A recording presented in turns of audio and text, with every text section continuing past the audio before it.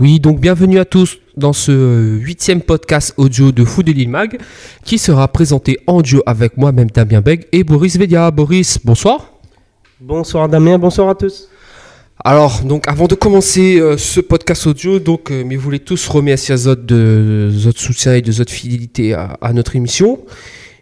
Également, merci aussi à Zod d'abonner à la chaîne, à partager nos vidéos. Donc, continuez sur cette voie. Comme ça, voilà, je vais voir que ce que nous fait, c'est fait. Donc, franchement, voilà, Mikos en créole, mais voilà, c'était juste pour vous remercier de continuer à suivre Foot de Lille Mag et surtout notre page aussi Facebook Foot de Lille 974. Allez, au sommet de cette émission, nous allons parler de la 3e journée de Régional 1. Ensuite, on va évoquer la Super 2 et la Régional 2, donc la première journée avec des résultats et classements. On va faire un petit tour ensuite dans la zone océan Indien, donc voir un petit peu ce qu'a fait nos voisins. Et pour terminer, quelques petites infos à retenir pour notre football local. Alors Boris, maintenant donc on va parler de la Régionale 1 qui s'est déroulée hier avec on va dire pas de match nul, 0 match nul, mais quand même quelques surprises. Et oui, quelques surprises et surtout une très grosse surprise, le champion en titre, la Tamponaise, qui a été battu lourdement à 3 bassins, 3-0. Les Marsouins battent Sainte-Suzanne 1-0. Même score pour la Sainte-Marienne contre la Saint-Pauloise. La Sainte-Rosienne a été défaite à Thérésien-Cadet 5-1 par le Saint-Denis FC. Victoire aussi de la Capricorne, surprise sur la Saint-Pierroise, 1-0. L'Excelsior bat le FC Parfum à Saint-André 3-0. Et victoire dans les dernières minutes de la F Saint-Louis sur la Jeanne d'Arc, 1-0. Donc voilà, on va dire des petits scores, sur 3 des 7 rencontres. Et au classement, donc ça a bougé. Enfin, on va dire que l'Excelsior, Saint-Denis et Sainte-Marie donc se partagent la tête du classement. Suivi derrière de la Saint-Pierroise, de la Jeanne d'Arc et la Tamponaise. La Saint-Pauloise est 7e ainsi que 3 bassins 8e, sont tous les deux ex-aequo avec 7 points. La Capricorne et l'AS Marsouin sont en dehors de la zone de relégation avec 6 points. La F Saint-Louis est pour l'instant barragiste avec 6 points également, mais une mauvaise différence de but. Et enfin ferme la marche, donc les équipes de l'Est, donc l'AS Sainte-Suzanne, Sainte-Rosienne et Parfum ferment la marche avec 3 petits points. Alors ensuite, donc, on va parler des rencontres que nous avons suivies pour vous. On va évoquer d'abord 3 bassins Tamponaises. Voilà, c'est la surprise, faut le dire, c'est la surprise parce que c'est tant le score surtout, et peut-être voire même du match, Boris, toi-même qui étais là-bas pour nous. Et oui Damien, un match vraiment ouvert entre ces deux équipes, 3 bassins et Tampon. Et un début de match des 3 bassinois où on a vu une impression de la physionomie de cette rencontre, puisque 3 bassins procédaient en contre et la Tamponaise qui ouvrait le jeu, qui avait la possession du ballon.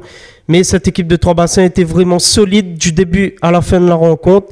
Et grâce à un penalty de Loïc Grondin à la 58e minute, ils ouvraient le score, donc 1-0. Et en fin de match, c'est Judical Niclin et John Babas qui enfonçaient le clou et qui donnaient une victoire de prestige face à cette équipe de la Tamponaise, 3-0.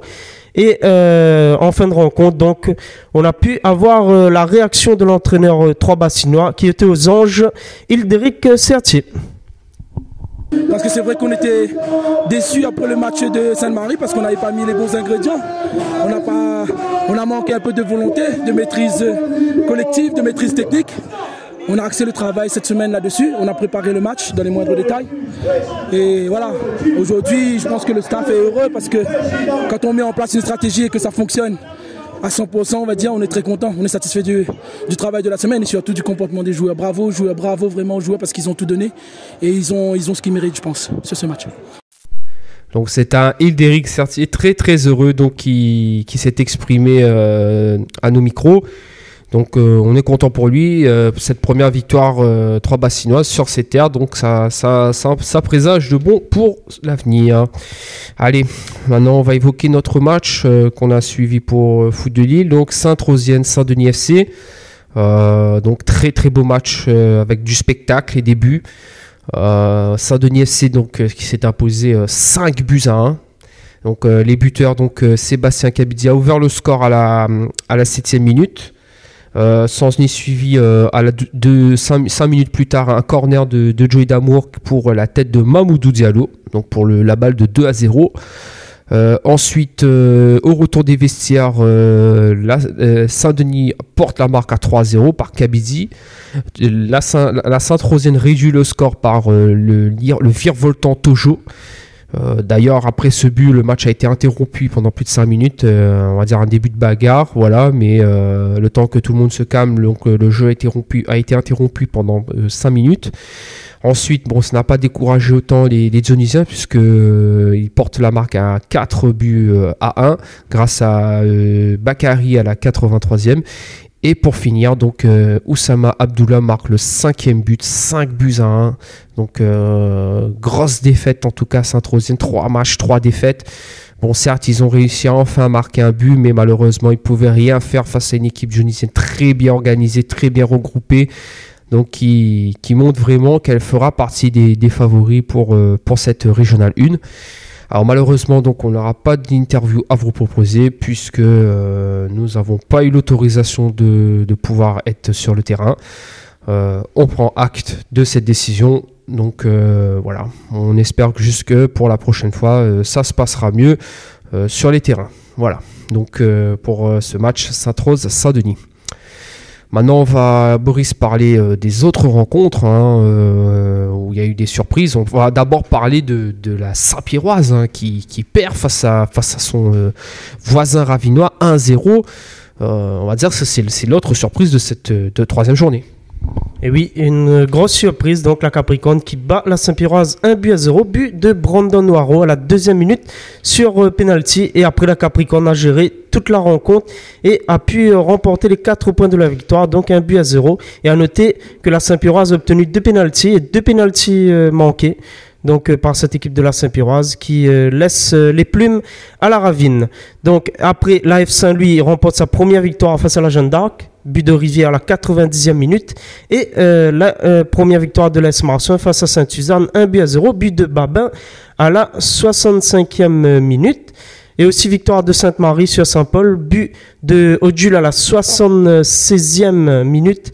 Et l'Excelsior qui a fait un carton à Parfum, donc 3-0 avec donc les buteurs, donc Ludovic à la 17e, Moustapha 90e et Abderrahman 92e minute, donc dans les arrêts de jeu, qui clôture le score sur 3-0 pour l'Excelsior face au FC Parfum. Donc voilà en gros en ce qui concerne donc cette troisième journée de Régional 1. Allez, on va aller une division en dessous. On va évoquer la première journée de Super 2. Alors, donc les résultats, on va donner les divers résultats. On va commencer d'abord avec la poule A. La poule A, donc Boris, je te laisse donner les résultats. Alors, les résultats. Donc, samedi, l'ACS Redoute et Corbeil ont fait match nul, 3 buts partout. Victoire de l'OC Aviron à la grande montée 3-0 et match nul 3 buts partout aussi entre la Charles de Foucault et Altela. Dimanche, la Bretagne a battu Ravine-Creuse 2-0 et victoire du Chaudron à l'extérieur à Chambord 5-2 et il y aura un match en retard donc entre l'Évêché et Saint-Anoise, donc un joli derby qui sera disputé mercredi 20 avril, ce qui donne au classement le SC Chaudron première avec 4 points, suivi des Avirons et de la Bretagne 4 points, Corbeil, Redoute, Altela, Charles de Foucault 2 points et Ravine-Creuse, Chambord, Grande Montée 1 point et Saint-Anoise-Évêché donc 0 points qui vont disputer leur match mercredi. Allez, maintenant on va passer à la poule B. à la poule B avec 2 rencontres qui ont lieu samedi. Donc le Co Saint-Pierre et l'Étang Salé se sont quittés sur un score nul et vierge de 0-0. Et très beau match nul entre le FC Ligne Paradis et la J Petite Île, donc sur un score de 2 buts partout. Piton Saint-Leu donc bat Jean Petit 1-0, but de Digo. On a aussi Saint-Gilles qui a battu l'AS Red Star à l'extérieur 1-0. Victoire 3-2, la possession face à l'Étoile du Sud. Et pour terminer, Gauloise qui bat Sillaos FC 2-0. Au classement, la Gauloise, la possession, Piton et Saint-Gilles se partagent le fauteuil de leader avec 4 points. Le FC Ligne Paradis, Petite Île, Co Saint-Pierre, l'Étang Salé donc sont derrière avec 2 points. Et enfin ferme la marche l'Étoile du Sud, Red Star, Jean Petit et Sillaos. Tout ce petit monde à 1 point.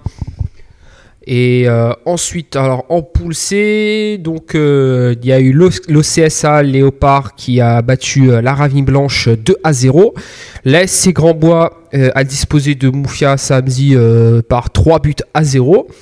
Et hier, victoire de Vincent d'Eau face à la Rivière des Galets, 1-0. La Bourdonnais qui bat la JSB Rive 1-0. L'US Belmencano face aux SDFA, victoire de Belmencano, 2-1. Et enfin, victoire à l'extérieur de Bagatelle face à l'ASC Mac. Et oui, l'ASC Mac qui perd déjà son premier match, donc défaite 1-0. Au classement, donc Glace, Grandbois, Léopard et Belmencano, Bagatelle et la Bourdonnais ainsi que Vincent d'Eau donc sont les premiers. Oui, donc on va dire c'est moitié-moitié. Les 6 premiers ont 4 points et les 6 derniers, donc le SDFA, l'ASC Mac, le FC Rivière des Galets, Bérive, Ravine Blanche et Moufia, donc à 1 point. Donc tout ce petit monde à 1 point donc pour cette première journée de Super 2. Et il n'y a pas que la Super 2, puisqu'il y a aussi la Régionale 2. Et oui, la Régionale 2. Les résultats, donc match nul de Belle-Pierre face à la Grande Fontaine, 2 buts partout. La G-Ligne des Bambous face à LS Guillaume, 3-2. Victoire de Saint-Philippe à l'extérieur face à la JS Saint-Denis, 2-1. L'AS 12e kilomètre bat le SC Palmy Plénois 1-0. Et enfin, Bois d'Olive bat Langevin La Balance 3-2. Ce qui donne au classement la G-Ligne des Bambous et Bois d'Olive, Saint-Philippe, l'AS 12e et Belle-Pierre, l'AS 12e ont 4 points. Belle-Pierre Grande Fontaine 2 points. Et enfin, Guillaume, AG Saint-Denis, Langevin La Balance et le SC Palmy Plénois ont 1 point. Et bien sûr, le SC 17e qui n'a pas disputé de match ce week-end puisqu'ils sont exempts de cette Régionale 2. Voilà. Allez, maintenant, on va faire un petit tour dans la zone océan Indien. Donc avec pas de match à Madagascar puisque il y a une semaine de repos avant d'entamer la phase retour des playoffs de la Orange Pro League. On va partir plus du côté des Seychelles, Boris, où il y avait eu un match en retard cette semaine. Et oui, un match en retard aux Seychelles avec Bazar Brothers qui a été défaite par Saint-Michel United, le leader, donc 1-0. Et ce qui donne au classement Saint-Michel United qui est leader, donc avec 22 points. Et le Bazar Brothers qui est donc dernier au classement avec 2 points au compteur, donc 8e. Voilà. Donc voilà en ce qui concerne pour les Seychelles. Et enfin aux Comores, on va dire que bon, certes il n'y a pas de championnat, mais que ce soit à Mayotte ou aux Comores, on a participé au tournoi du Ramadan. Et oui, la Coupe de Ramadan, la 7e édition, avec deux résultats. Donc ce week-end, le FC Mazabena contre Mariparé, donc 3-0. Et Wanatsa contre Mtonga Msima, 0-4. Donc voilà pour le football océan Indien. Voilà, donc en ce qui concerne donc, le football chez nos voisins. Et pour terminer, donc une petite info à retenir. Alors sachez que, alors ça reste à confirmer évidemment, mais des rencontres de Régional 1, on va dire, on ne sait pas encore quand, mais à l'avenir, certaines rencontres pourraient avoir lieu le samedi, Boris. Et oui, avec notamment, on pense à la Saint-Pauloise, le cas de la Saint-Pauloise, qui pourra jouer normalement à partir du week-end du 7 mai. Qui reçoit le 7 mai, donc un samedi soir. Donc ce sera face à l'AF Saint-Louis le 7 mai. Voilà, bon, bien évidemment à confirmer sous réserve aussi de la validation de la Ligue rayonnaise de football. Voilà, c'est tout pour ce podcast audio numéro 8 de Foot de Lille Mag. On vous remercie tous de votre fidélité et on se dit à vendredi, Boris. À vendredi, bonne soirée.